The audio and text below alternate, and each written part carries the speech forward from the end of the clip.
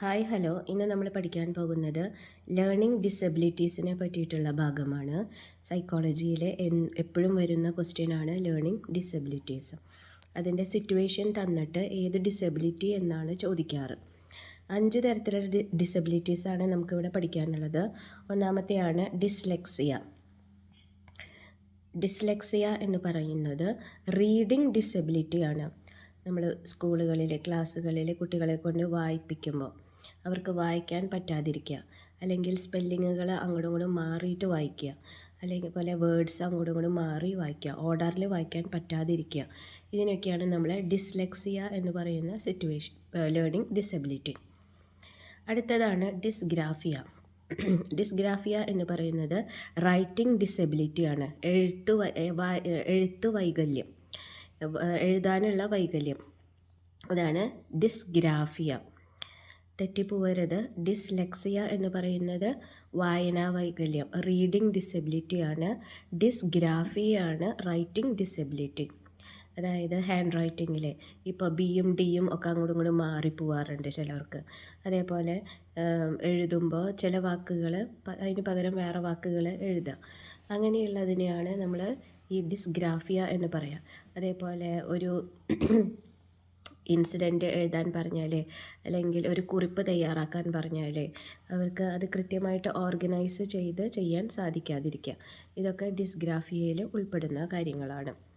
അടുത്തതാണ് മൂന്നാമത്തെ learning ഡിസബിലിറ്റിയാണ് dyscalculia.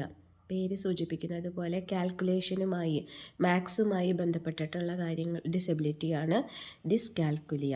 അതായത് മാത്സിലെ basic operations, addition, subtraction, multiplication, division, ഇതൊക്കെ ചെയ്യാൻ സാധിക്കാതിരിക്കുക. അതേപോലെ നമ്പേഴ്സ് അങ്ങോട്ടും ഇങ്ങോട്ടും മാറിപ്പോവുക. മാത്തമാറ്റിക്സ്, കണക്കുപരമായിട്ടുള്ള കാര്യങ്ങളൊന്നും ചെയ്യാൻ കിട്ടാതിരിക്കുന്ന സിറ്റുവേഷൻ, ഇതിനൊക്കെ നമ്മൾ ഡിസ്കാൽക്കുലിയ എന്നാണ് പറയുക. അടുത്തതാണ് ഡിസ്പ്രാക്സിയ. ഡിസ്പ്രാക്സിയ എന്ന് പറഞ്ഞാൽ disability in motor skills.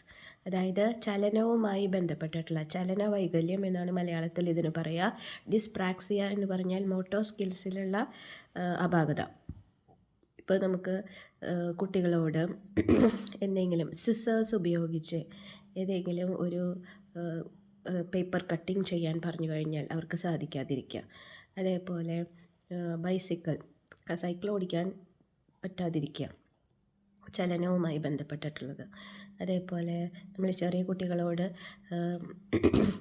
Pictures കൊടുത്തിട്ട് അതിൻ്റെ ഉള്ളിൽ ഭംഗിയായിട്ട് കളർ ചെയ്യണം എന്ന് പറഞ്ഞാൽ പുറത്തേക്കൊക്കെ പോവുക. ചിലവർക്ക് സാധാരണ വെപ്രാളം അടിച്ചിട്ട് പുറത്തേക്ക് പോയി കളയുന്നവരുണ്ട്. എന്നാലും ചിലവർക്ക് അതിൻ്റെ ഉള്ളിൽ കൃത്യമായിട്ട് കളർ ചെയ്യാൻ സാധിക്കാതിരിക്കുക. ഇതൊക്കെ ഡിസ്പ്രാക്സിയയിൽ വരുന്ന ഡിസബിലിറ്റീസാണ്. Disability in motor skills or ചലന വൈകല്യം. അടുത്ത അഞ്ചാമത്തെയാണ് dysphasia or aphasia. Dysphasia or aphasia എന്ന് പറഞ്ഞാൽ ലാംഗ്വേജ് ഡിസബിലിറ്റിയാണ്. അതായത് ഇപ്പോൾ നമ്മൾ എന്തെങ്കിലും ഒരു കാര്യം പറഞ്ഞ് ക്ലാസ് എടുത്തിട്ട് കുട്ടികളോട് അതൊന്ന് റീപ്രൊഡ്യൂസ് ചെയ്യാൻ പറഞ്ഞു കഴിഞ്ഞാൽ അവർക്ക് അത് ചെയ്യാൻ പറ്റാതിരിക്കുക. അതേപോലെ വർത്തമാനത്തിൽ ഫ്ലുവൻസി ഇല്ലാതിരിക്കുക. ഇതിനൊക്കെയാണ് നമ്മൾ ഡിസ്ഫേഷ്യ അല്ലെങ്കിൽ അഫേഷ്യ എന്നതുകൊണ്ട് ഉദ്ദേശിക്കുന്നത്. ഇനി അപ്പോൾ നമ്മൾ 5 തരത്തിലുള്ള ലേണിംഗ് ഡിസബിലിറ്റീസാണ് പഠിച്ചത്. First one is dyslexia. Dyslexia ആണ് റീഡിംഗ് ഡിസബിലിറ്റിയാണ്. Dysgraphia is writing disability. Dyscalculia is difficulty with maths, difficulty with calculations. Then fourth one is dyspraxia, disability in motor skills. പിടിക്കുന്ന കാര്യങ്ങൾ, ചലനവുമായി ബന്ധപ്പെട്ടിട്ടുള്ള കാര്യങ്ങളാണ് ഡിസ്പ്രാക്സിയയിൽ വരിക. ഡിസ്ഫേഷ്യ ഓർ അഫേഷ്യയിൽ ഫ്ലുവൻസി ഇല്ലാത്ത ഒരു സിറ്റുവേഷൻ.